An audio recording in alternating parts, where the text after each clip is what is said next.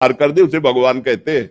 वो इतना सामर्थ्यशाली है, इसलिए बहुत बहुत बहुत होश में तही।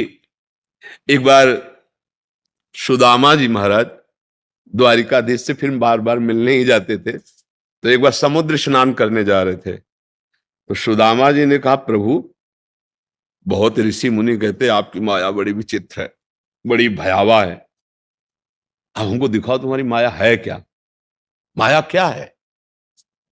भगवान ने कहा पहले समुद्र में स्नान कर लेते हैं, फिर बाद में बैठ के बात करेंगे। सुदामा जी और प्रभु ऐसे पास ही पास डुबकी मारे। जो ही डुबकी मारे तो सुदामा जी ने देखा कि एक राज्य में वो पहुंच गए। बड़ा सुंदर नगर है, सुदामा जी का स्वागत हुआ, बड़ा सुंदर रूप। राजा ने माथा रख के प्रणाम किया, आओ महाराज, हमें बड़ा अच्छा लग रहा है। और राजकुमारी इतनी सुंदर, बोले महाराज बस हम वर ही खोज रहे थे, आप जैसा वर भगवान का भक्त, हम तो निहाल हो गए, हमारी कन्या स्वीकार को। उनकी स्वीकृति की जरूरत नहीं, जबरदस्ती ब्याह हो गया, महल और सब हाल, कई लड़का बच्चा हुए। बाद में पत्नी मर गई, 10 वर्ष व्यतीत हो गए। पत्नी जब मरी तो वहां का धर्म था, राजा ने बताया कि जैसे पूर्व में अपने यहाँ पति पधार जाए तो पत्नी सती हो जाती थी, वहां अगर स्त्री पधार जाए तो जबरदस्ती पुरुष को जलाया जाता था। तो अब चिता में बांध दिए गए सुदामा। अब लगा कि जिंदा जला दिए जाएंगे, तो बड़ी जोर से पुकारा, हे श्री कृष्ण रक्षा करो। तो भगवान ने ऐसे उठाया समुद्र से, बड़ी लंबी डुबकी मारी। बोले प्रभु अरे यहाँ ब्याह हो गया, लड़का बच्चा हो गया हमको। बोले अभी अभी हमने जो डुबकी मारी थी अभी दोबारा नहीं मारी है, तुम्हारे उछरने को देख रहे, इतने में देख लिया।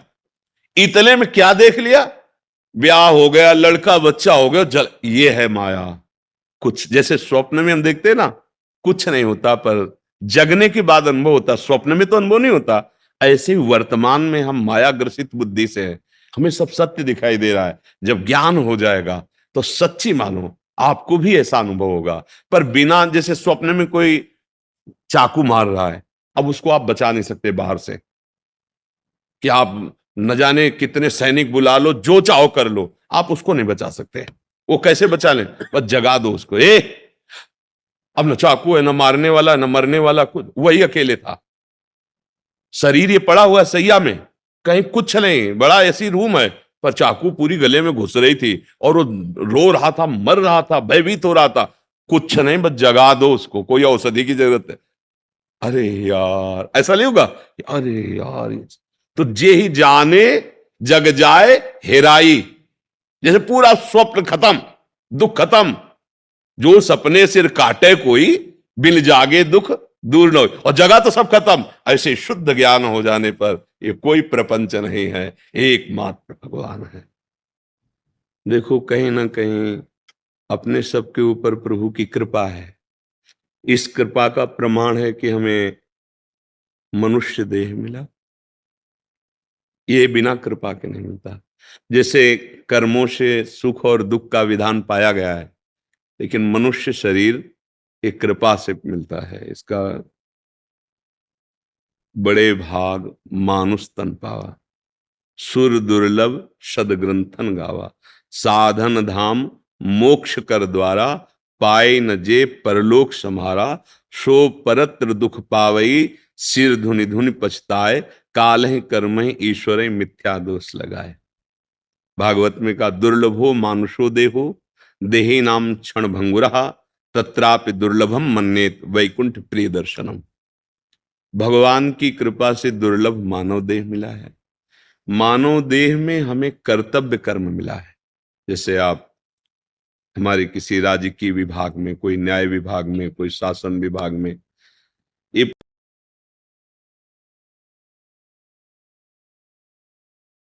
उसमें जो भी सेवा मिली है वो भगवान की पूजा है, वो सेवा भगवान की ही है। बस इसमें हमें लक्ष्य रखना है कि हमारे जीवन का परम लक्ष्य है कि हमारे द्वारा धर्म विरुद्ध कोई आचरण न बने। और अगर भगवद स्मृति परायण धर्मयुक्त जीवन व्यतीत हो जाए तो जो जहां है वहीं से उसे भगवत प्राप्ति हो जाएगी। हमें शास्त्र सम्मत बात कहते हैं। अगर हम अधर्माचरण करेंगे शास्त्र के विधान सिद्धांत के विपरीत या कानून के विपरीत, तो वो अधर्माचरण हमें कभी सुख और शांति ये नहीं प्रदान करेगा। चाहे जितना धन हो, चाहे जितना बड़ा पद हो, यदि हृदय शीतल नहीं है, हृदय शांत नहीं है, तो सुख किसे कहते हैं? अशांत से कुतः सुखम। जो अशांत है वो सुख का अनुभव कैसे कर सकता है?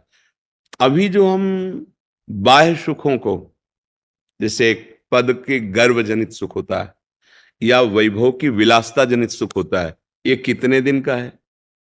हमारी आयु, हमारा जीवन एक सीमित समय है और वो समय बदला नहीं जा सकता। जैसे मानो हमारा अभी समय पूरा होने को हो, हमने 50 वर्ष संपत्ति कमाई और वो संपत्ति देकर कहें कि मेरी एक श्वास और बढ़ा दो, तो नहीं बढ़ेगी। मतलब 50 वर्ष की श्वासों को जहां खर्चा किया, उस वस्तु से, उस धन से हम एक श्वास भी नहीं खरीद सकते। इतनी कीमती हमारी श्वासें हैं। यदि हम इन श्वासों में राम कृष्ण हरि भगवान नाम नहीं जपा और धर्म युक्त अपने कर्तव्य का पालन नहीं किया, तो हम अपने साथ बहुत धोखा कर रहे हैं। हमें फिर आगे जो अभी अवसर मिला है शायद न मिले, अर्थात मनुष्य शरीर न मिले, हम अन्य योनियों में भेज दिए जाएं। बड़ी कृपा है कि आप पद में युक्त होते हुए भी संत समागम का महत्व दिया, आप यहाँ पधारे, कृपा करी। अब हमारी प्रार्थना है कि आपके ऊपर निश्चित भगवान की कृपा है, क्योंकि अब मोहि भाव भरोसा अनुमंता, बिनु हरि कृपा मिले नहीं संता। यदि आप यहाँ विराजमान हुए तो मेरी लाडली जी की कृपा है आप पर, हरि की कृपा है। अब ऐसा हम सावधान रहे कि अभी तक जो हुआ उसके विषय में प्रश्न नहीं, लेकिन अब जो आगे जीवन है उसमें प्रश्न वाचक चिन्ह न लगे। बस इतनी हमें प्रार्थना करनी है आपसे कि जितना जीवन हो, जो बीत गया उसको तो छोड़ो, अब उसे हम सुधारने की चेष्टा नहीं करेंगे। वो जो भूत में गया वो हरि जाने। हम तो हम सर्व पापेभ्यो मोक्षयिष्यामि मा शुचा। मेरा अब कर्तव्य है कि यदि संत समागम मिल गया, शास्त्र सम्मत वाक्य हमारी श्रवणेन्द्रिय में पड़े, तो अब लो न शानी, अब ना नशे, अब श्वासें प्रभु से बिलग नहीं जानी चाहिए। आप जहां तैनात हो, जिस सेवा में हो, भगवत स्मरण करते हुए भगवत सेवा मानकर करे, और जीवन का लाभ ये मिलना चाहिए कि जहां हम आ गए इससे नीचे न गिरे। अगर हम मनुष्य योनि में आगे माना कि भगवत प्राप्ति नहीं कर पाए, तो फिर मुझे मनुष्य योनि मिले, फिर मुझे देश सेवा मिले, फिर मैं भगवत स्मृति परायण रहूं और अपना काम बनाऊं। हमारा विश्राम होगा आवागमन से मुक्त होना। ये पुनरपि जननम पुनरपि मरणम पुनरपि जननी जठरे शयनम, कब तक हम झेलते रहेंगे? आज मनुष्य मिला है, कल पशु पक्षी का मिलेगा, पता नहीं क्या। अब हमको इसे रोकना होगा, तभी हमारा ज्ञान सार्थक है, तभी हमारा पद सार्थक है। जब हम अपने आप को परम पद में पहुंचा दें, वो है भगवान की प्राप्ति। मनुष्य जीवन का परम लाभ है भगवान की प्राप्ति। इसलिए जहां भी हो, जैसे भी हो, हमारे लाडले प्रभु के हो नाम स्मरण और धर्म युक्त आचरण, बस दो ही पाए हैं। समस्त शास्त्रों का सार दो ही पाया है। तुम्हारे आचरण, तुम्हारा चरित्र पवित्र हो और नाम स्मरण हो, तो त्रिभुवन पर विजय प्राप्त कर लेंगे। कोई भी आपको परास्त नहीं कर सकता। हमारा जब चरित्र बिगड़ जाता है, तो रावण जैसा बलाभिमानी, तपाभिमानी, त्रिभुवन में अद्वितीय, बल में, विद्वता में और ऊंचे कुल में पुलस्त्य जी का, लेकिन चरित्रहीन होने के कारण मारा गया। चरित्रहीन होने के कारण राक्षस कहा गया। चरित्र ही हमारे